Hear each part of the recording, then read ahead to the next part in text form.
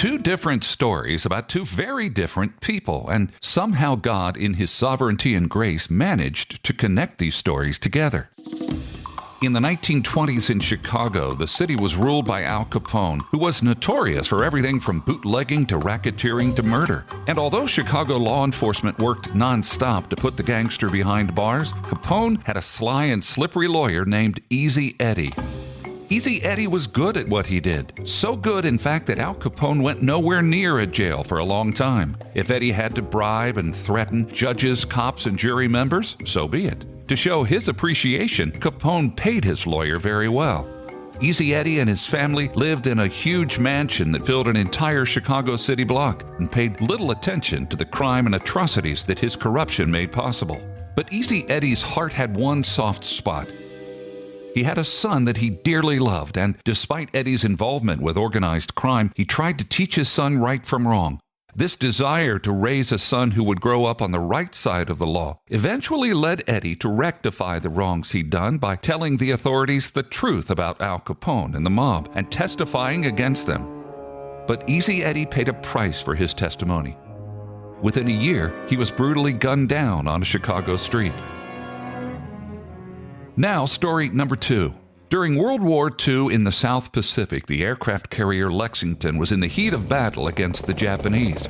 One of the many fighter pilots on board the Lexington was Lieutenant Commander Butch O'Hare. After he was airborne, O'Hare looked at his fuel gauge and realized that someone had forgotten to top off his fuel tank, and so he was forced to return to the ship. As he did, he saw something that turned his blood cold. A squadron of Japanese aircraft was speeding toward the American fleet. With all the other American fighters gone on their mission, the fleet was defenseless. Lieutenant Commander O'Hare knew that he needed to divert the Japanese fighters from the fleet, so he dove into their formation, with his wing-mounted machine guns blazing. When he exhausted his ammunition, he continued the assault by diving at the enemy planes, trying to clip a wing or tail. Finally, the Japanese squadron took off in another direction. Butch had saved the American fleet, and as a result was awarded the Medal of Honor. A year later, he was killed in aerial combat at the age of 29. You can see Butch O'Hare's Medal of Honor on display when you walk between Terminals 1 and 2 of the airport that his hometown named in his honor, Chicago's O'Hare Airport. Two different stories about two very different people. What do these two stories have to do with each other?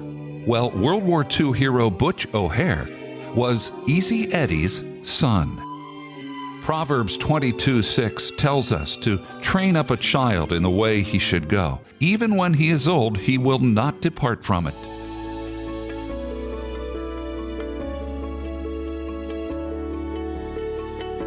Thank you for listening to Encouragement. If you've been refreshed, don't forget to subscribe, leave a review, and share a little encouragement with someone you love. Encouragement is a podcast from Family Radio. These stories are just a taste of the stories you can hear every day. Listen at familyradio.org or find more encouragement on the Family Radio app.